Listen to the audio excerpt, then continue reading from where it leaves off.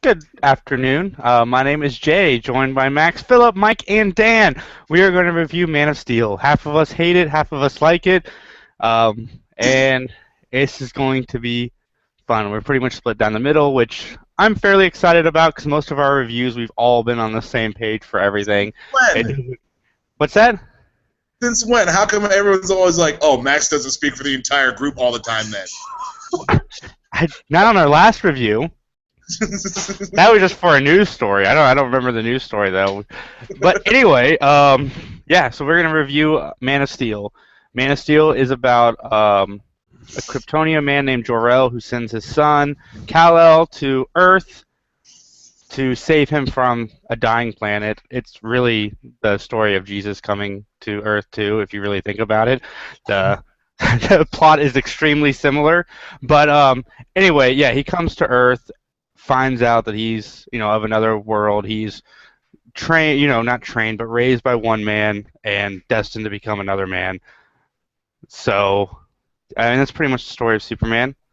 He's raised by two fathers, both with two different ideologies of how things should go. And Max, you want to start the review?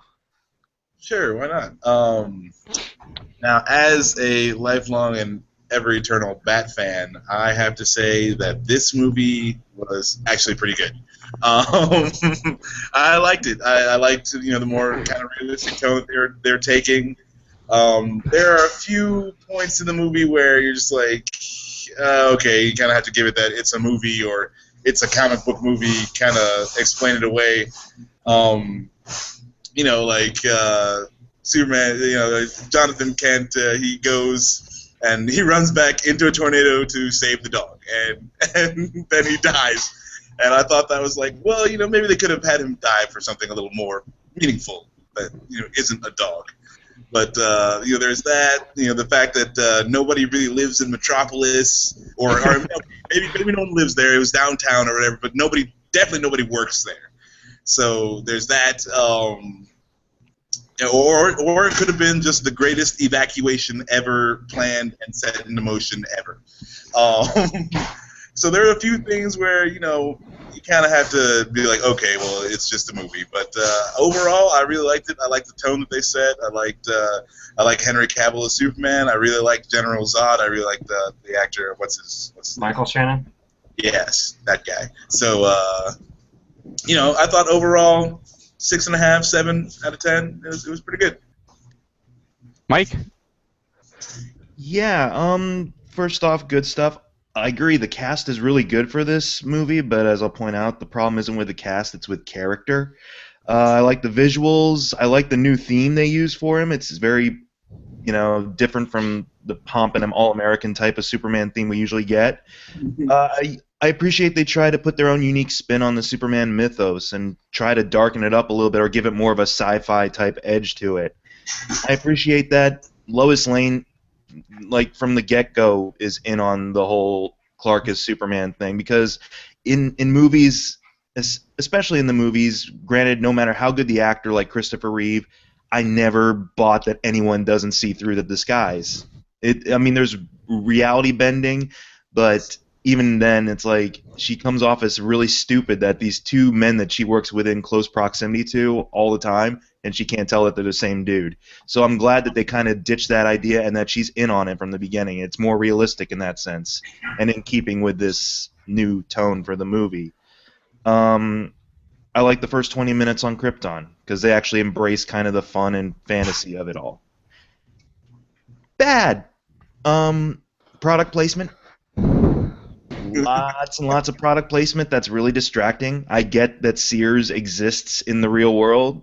You can set up your shop better to not have Sears be like right there for a whole 10 seconds.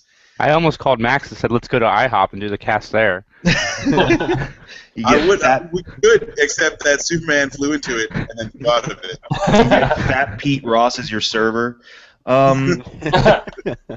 Overall, I'm okay with the movie. It's a good foundation to leap off of for Superman, for lack of a better term.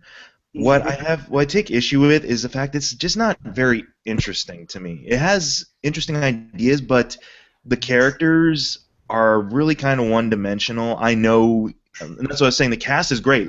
Amy Adams is a great Lois Lane if they gave more for Lois Lane as a character.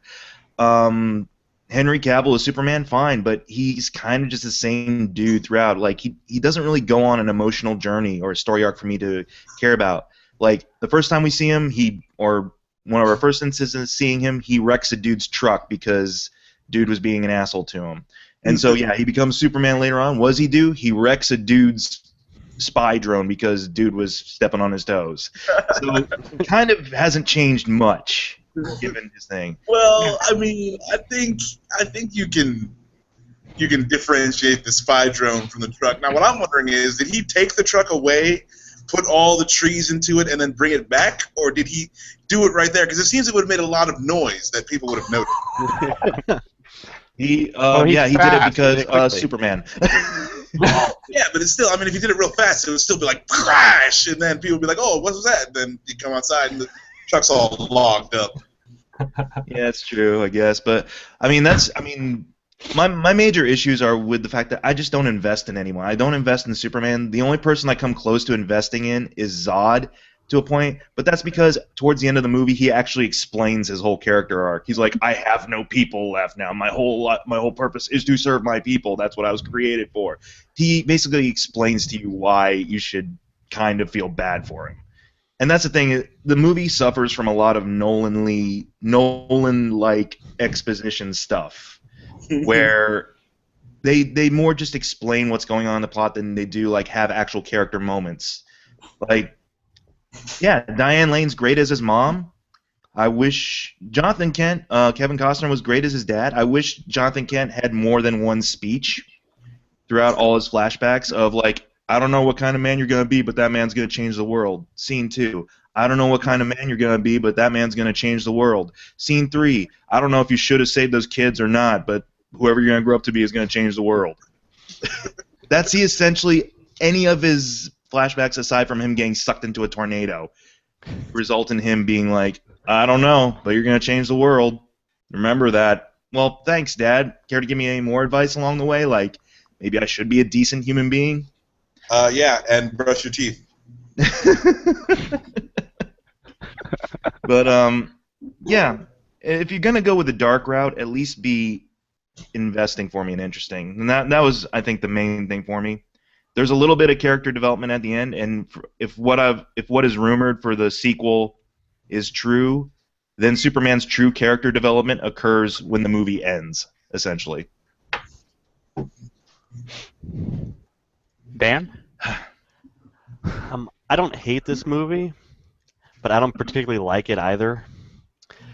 I mean, the first part is really good. The whole Krypton thing with the cool things flying around, that's awesome. And then, like, the whole middle part of this movie is pretty much Superman pretending he's Batman in dark tones. That's the tone of the movie, I think. It's just like, ooh, we got to make it all gritty, and, you know, Superman has to be conflicted and wandering around like Rambo. I don't know. First Blood, not Rambo Part 2. Well, I don't think he was wandering around. I mean, he definitely had a goal in mind. I suppose, but I just... Had a 5-year plan. I don't like the whole, like, I don't want to say theme, but that's kind of what it boils down to, kind of like the mise en scene, if you want to get technical, of the whole middle of the film. It's all gray tones, and I don't know, I find it boring. Then when you get to the end, it's pretty damn cool, and I like the end of Zod. Because that was almost worth the weight of the whole middle of the movie to me. But I would have almost taken a like a prequel all on Krypton better. Well, you see, Dan, you definitely want a comic book movie. You want them to take the comic books and make a movie. I want like the first two Christopher Reeve movies I thought were awesome. Yes, because they're That- comic book movies. Yeah, but that's Fly around the Superman. world and it spins time backwards. If you're gonna make, I know, but what the hell? I think what he's trying to say, there's got to be some amount of fun to Superman, Yeah, I mean, regardless of his Superman- darker interpretation. Superman isn't Batman. I mean, he doesn't have to be, broody and stuff. He's friggin' Superman. Just I didn't get fly that. around and do awesome shit. Well, like, for example, the fight scene in Metropolis, I don't have a problem with collateral damage. That happens in comic book fights and comic book movies. Buildings get blown up or decimated. I don't care about that. It just didn't seem like fun. Okay, he's punching Zod. There's nothing behind there's no wow factor to it for me. And that's purely as a movie, from a movie standpoint and story standpoint for me. See, I'm with Max. I didn't really get the that Henry Cavill was completely dark and lack of fun. The fight scene at the end I got very personal. Like, he took it extremely personal, and I guess to some extent, if the only other member of your race that you ever met was like trying to kill millions of people, it's almost like you're fighting a part of yourself too. Like, this person is a part of me, and I don't like who this person is. So, I kind of get why the fight was dark, because he's fighting the only known person to exist that's his same bloodline, not his bloodline, but same race from the same place that he's from. So I get the personal. Yeah, I get the personal anger at the end during that fight. And him putting the car on the tree, that was fun. Yeah, I'm with Mike. One of my favorite parts about this movie is how they handled Lois Lane. Lois Lane, I was telling Max and Philip this before we all got together, but Lois Lane is supposed to be a smart, intelligent reporter, and for 30 years in the comic books, even you forget the glasses and whatever, okay, so that fools people, but she is a reporter who has to know things. She can't not know things. So for her to go so long without finding out that he is Clark Kent is just so unrealistic, and the fact that they just got it out of the way really quickly, she does the steps, she does the research, she backtracks it back to Smallville, like any smart person would do, they'd figure this out. I mean, come on, give me a break. But that is my favorite part about this movie, is how Lois Lane was handled, because they didn't make her out to be an idiot. And even in the prior ones, I don't want to say she was an idiot in the earlier films, because she wasn't. But the fact that she could have this clouded so much is, I don't get. Basically, Lois Lane can't spell. I'm glad they didn't touch on that at all. Because what kind of Pulitzer Prize winning journalist can't spell? So I'm glad they made her an actual intelligent person. Superman is one of my favorite characters in comic books, kind of like Batman is to Max, but as a Superman fan, I am willing to admit Superman has some extremely horrible comic book storylines, but the ones that are good, they hit out of the park, like Birthright and Doomsday and Red Sun. Yeah, Red Sun. There's some good ones, but there are some horrible. I think there's actually a comic book where Superman fights a toaster. You might want to look into that, but I'm pretty sure that's a thing from the 50s. Probably have. But yeah, overall, I give this movie a 7.5. I don't want to take away from the Christopher Reeves movies, because I know that they're special, and I myself loved them growing up. But recently, I find myself having a tough time watching them, and I hope that going into Batman vs Superman, this movie will look better, because if, like what Mike said, if the rumors are true going into this next movie, I think some of the things that happen towards the end of this movie are going to be easier to take, because it's going to be the same kind of effect we all felt watching it, finish. Like, him killing Zod is obviously going to be, well, it's rumored to be the template for why Bruce Wayne and Lex Luthor get involved in the first place. Yeah, that's why I'm hoping the rumors are true in a sense, because even at the end of the movie, it was a little jarring. Like, after the wholesale destruction of a city, pretty much, and the destruction of all Kryptonian life except for him, like the Lois Lane making out with him scene, I'm like, really, time and place, lady. And then also the one soldier girl going, I really think he's hot. I'm like, the whole city got destroyed. Like, wasn't there though. Yeah, I mean there was nobody in it, so it's fine. Yeah, dude. Yeah, I'll totally buy that. Well, no, and it's just little things like that in the fight. Like visually, it is impressive, but there would have been some cool things, at least for me, character-wise, that would have worked better. Like there's at one point Zod kicks a tanker truck at him. He doesn't throw it; he just kicks it across the street at him. It's just sliding across the street. Superman just slowly like levitates above it and then in front of it just for an explosion. I'm like, you could have caught that thing, you dick. Yeah, I think it would have been cool, if there were actually people in Metropolis and Superman had to try to save them. Yeah, Yeah. show that aspect a little bit. It's like That I agree would have been really cool.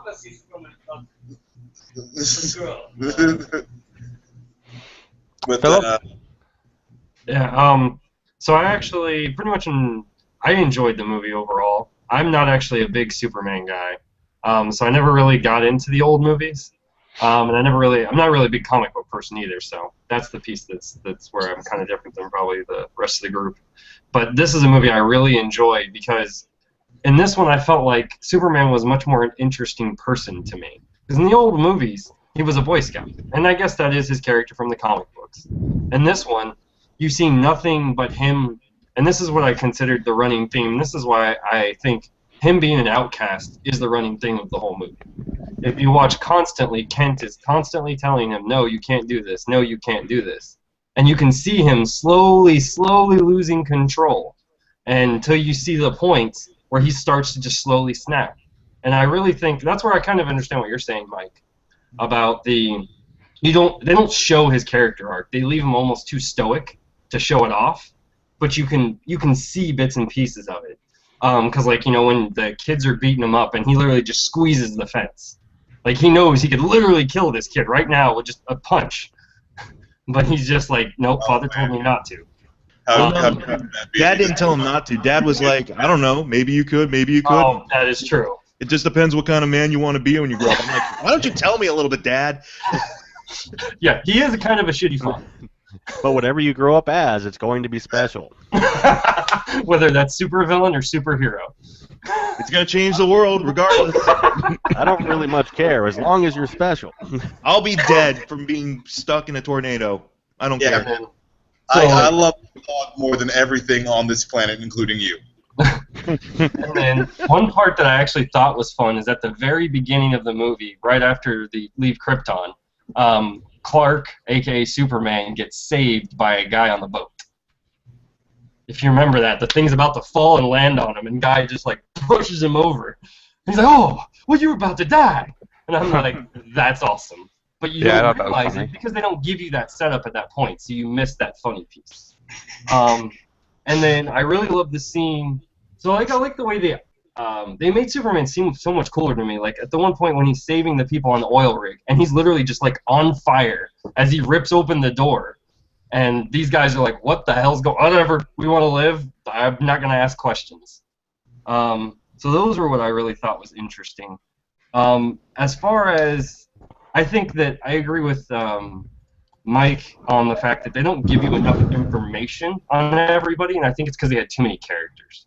I really do, and they're just trying to develop things. Like Zod was the most, I agree with you on this, Zod was the most interesting person because they give you everything, good or bad. And like you eventually realize he's not just a zealot, he's in love with his race, and it's the way he was raised and the way he was bred, and so you kind of get that.